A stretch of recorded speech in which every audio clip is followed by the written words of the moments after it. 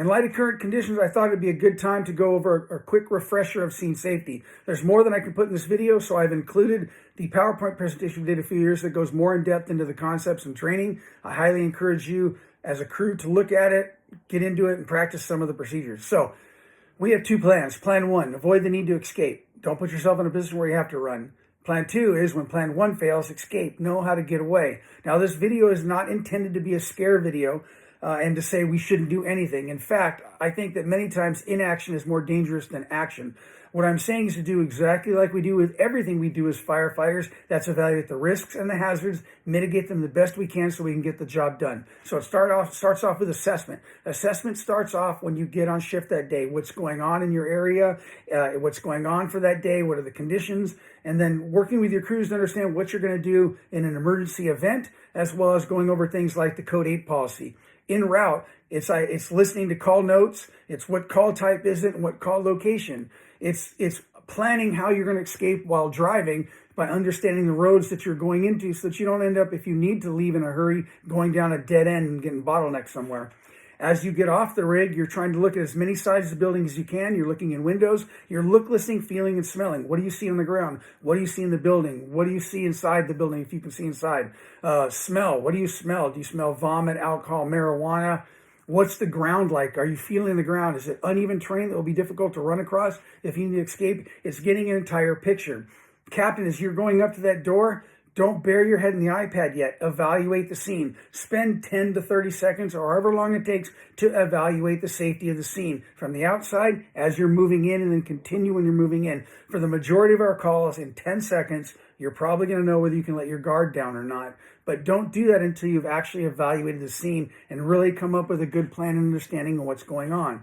And that may mean that as your firefighter and engineer go into a bedroom to do patient care, you stay out in the hall. You try to control that home, control that environment. You maintain voice and visual contact with them, but maybe in the hallway you can see the rest of the house or the majority of the house, and you can see the people in the house. You're getting a better picture, and you're keeping aware of all conditions rather than getting focused in, which then leads to contact and cover. Contact and cover is a simple procedure, is a simple method for maintaining safety. Patient care or patient contact, usually done by the engineer and firefighter. When you're doing patient care, you are focused on the patient, and that is okay. But what that means is that you're not able to be aware of your surroundings as well as normal because, again, you're focused on the patient. So the captain can stand back and maintain cover. And what I mean by that is that they're watching the environment, they're evaluating the scene, they're maintaining cover over you, over the contact people, over the firefighter engineer doing patient care, and they're maintaining that envelope of safety, and that's contact and cover. Control the environment. If you're not happy where you're at, move the patient. That could be from one room to another. It could be from outside to inside, inside to outside, whatever you think you need to do to be safe doing patient care. That could also include moving into the ambulance, especially in crowd conditions. You may want to move them off the street or out of the house, put in the ambulance, and drive away from the crowd so that you're away from all the eyes, you're away from all the people, you're away from all the energy, away from the scene. If the ambulance is not there, put them in an engine, drive away, find an ambulance exchange point, and do it there. Again, getting off the scene, maintaining safety.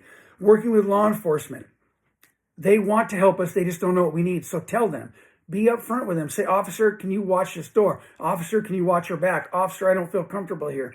And then ask them who's in charge. At the very beginning, because they don't work like we do, they're probably going to say, oh, I don't know, nobody's in charge. Well, guess what? Until somebody comes to you and says they're in charge, that guy you just talked to is in charge. And one of you needs to maintain hip-to-hip contact with them. That's how you maintain scene safety, and you build the start of unified command. Unified command cannot be one person in one car and one in the other. It can't even be 5 feet apart. You have to pretend like you're tied together, and wherever that officer goes, you go. Whether it's the captain and street deputy, or when we built out unified command and it's a BC and one of their sergeants, you have to maintain hip-to-hip contact if you want to maintain safety and some sort of unified command. As I said, it's in the PowerPoint. Take a look at the PowerPoint.